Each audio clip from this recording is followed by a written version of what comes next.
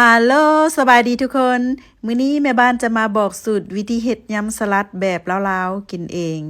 เฮาไปเบิ่งเครื่องประกอบว่ามีหยังแดลักๆแม่บ้านจะใส่หมูบด1ถ้วย แล้วก็ไข่ต้ม6หน่วยมักถั่วดินคั่วแล้วอันนี้ก็จะเป็นน้ำตาลปี๊บหรือว่าน้ำตาลอ้อยกระเทียมบดมักถั่วดินแล้วก็น้ำมะขามเปียกมะนาวน้ำมันพืชน้ำปลาเกลือแล้วก็จะมีผงคะนอเครื่องปรุงทั้งหมดก็จะประมาณนี้ก่อนอื่นแม่บ้านก็จะเอาหมูนี่ไปคั่วเฮ็ดแบบลาวๆเฮาหั่นนะตั้งหม้อข้างแล้วก็เปิดไฟให้ร้อนใส่น้ำมันแม่บ้านใส่น้ำมันมะกอกแล้วก็กระเทียมบดแบบหยาบๆหั่นนะเฮาจะมาเจียวหรือว่ามาคั่วให้มันออกเป็นสีเหลืองทองให้มันหอมหลังจากที่คั่วมาได้ประมาณหนึ่งมันก็จะเป็นสีเหลืองทองแบบนี้แล้วเขาก็จะเอาหมูบดนี่ลงใส่หมูบดนี่250 กรัมกับถ้วยหนึ่งรายละเอียดแม่บ้านจะเขียนไว้ทั้งคลิปคือเก่าได้พี่น้องแล้วก็เกลือค่อยก็กินเกลือสีพิ้งหรือว่าเกลือสีบัวนี่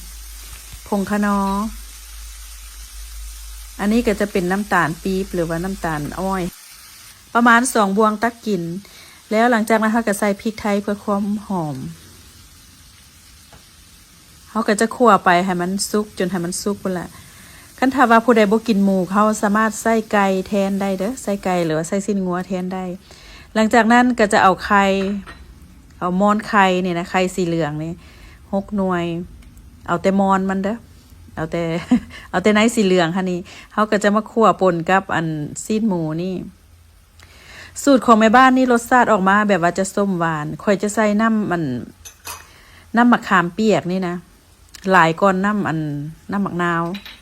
หลังจากนั้นเราก็มาปรุงรสชาติตามใจว่าเขามักรสชาติแบบใดแล้วก็ใส่น้ำอีกหน่อยนึงใส่น้ำธรรมดายำสลัดแบบลาวๆเขานี่มันก็ขึ้นกับผู้มักเนาะว่าพวกเจ้ามักรสชาติแบบใดแต่ว่าสูตรของแม่บ้านนี่จะออกแบบว่าหวานแล้วก็ส้มหวานน้อยนึงแล้วจะมีรสส้มหลายกว่ารสหวานว่าซั่นซะส้มหวานนัวว่าหลังจากนั้นเขาก็คั่วไปให้มันสุกแล้วก็จะปิดไฟแล้วก็จะไปพักไว้ให้มันเย็นขั้นตอนสุดท้ายแม่บ้านจะบีบมะนาวใส่หน่วยหนึ่งหลังจากนั้นก็ปิดไฟเอาไปพักไว้ให้มันเย็น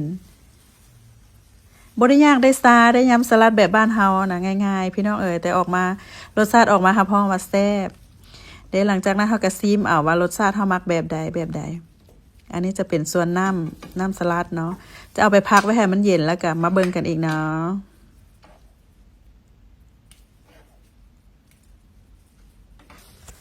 ขั้นตอนต่อมาแม่บ้านใส่ผักสลัด2หัวใหญ่เติบแล้วเขาก็มาจีกประมาณเขาก็จะบ่เฮ็ดให้มุนปานใดนะแบบนี้แล้วอันนี้ก็จะเป็นเครื่องประกอบก็จะมีใบผักเทียมจากส่วนหลังบ้านของแม่บ้านเองแล้วก็จะมีหอมป้อมนี่ก็พวมหลายหอมแล้วก็จะมีใบมิ้นหรือว่าผักหอมลาบหมักแตงหมักเลนน้อยจะประมาณนี้แหละคันถ้าว่าพวกเจ้ามีผักตังโอหรือว่ามีผักน้ำก็ใส่น้ำได้เด้อพี่น้องมันก็จะเพิ่มความแซ่บฮะนะหรือว่าจะใส่มันเผาอย่างก็แล้วแต่ความมากค่ะละมีผักอันใดก็ใส่อันนั้น แต่ว่ารวมแล้วกับเครื่องประกอบก็จะประมาณนี้เดี๋ยวเฮาก็มาเอาเครื่องค่อยจะเฮ็ด2 เทื่อพี่น้องเพราะว่าเฮาก็เฮ็ดหลายมันก็จะกินบ่หมดนะอันนี้เฮาเอาครึ่งนึงเฮาแบ่งครึ่งนึงหลังจากนั้นเฮาก็ไปเฮ็ดกินมื้อใหม่ได้ส่วนน้ำสลัดก็คือกันเฮาก็จะใส่พอประมาณแล้วหลังจากนั้นเฮาก็สามารถเอาใส่กับไว้ในตู้เย็นไว้กินเป็นอาทิตย์ได้ว่าซั่นซะหลังจากนั้นก็จะใส่ไข่นี่นะใส่ไข่ขาวนี่ลงไปแล้วขั้นตอนต่อมาก็จะมีหมักถั่วดินบดนี่แม่บ้านจะทุบเป็นหยาบๆเขาจะบ่ใส่น้ำซอสทันเด้อเขาจะโห้ยต่างหากเขาจะโห้ยหน้าต่างหากค่ะนะก็แบบนี้แหละง่ายๆบ่ได้ยากได้ซาหลังจากนั้นเขาก็เอาตักซอสนี่ใส่ตักน้ำสลัดนี่ใส่คือแม่บ้านเว้ามาหั่นแล้วจะใส่ครึ่งนึงก่อนหลังจากนั้นเขาก็เอาไว้มื้อหน้าได้ ไว้กินมื้อหน้าได้ว่าซั่นซะเดี๋ยวแล้วเขาก็จะมาคน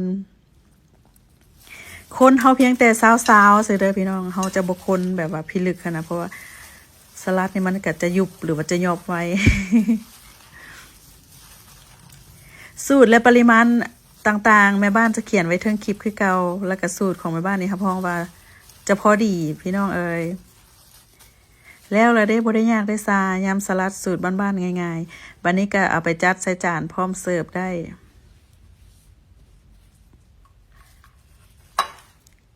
ของเป็นของกินลิ้นหรือว่าของกินกับแก้มกินได้ทุกมื้อว่าซั่นซะยำสลัดนี่ก็ได้ พี่น้องลองเอาสูตรของแม่บ้านนี่ไปเฮ็ดกินเบิ่งเด้อค่ะพ้องว่าแซ่บแถมยังดีต่อสุขภาพอีกแล้วก็เครื่องประกอบอาหารก็มีตามเฮือนครัวทั่วไปตามสวนครัวหลังบ้านหน้าบ้านเฮามีอันใดก็จับมาใส่อันนั้นว่าซั่นซะ จะประมาณนี้พี่น้องเอ๋ยไปก่อนเด้อ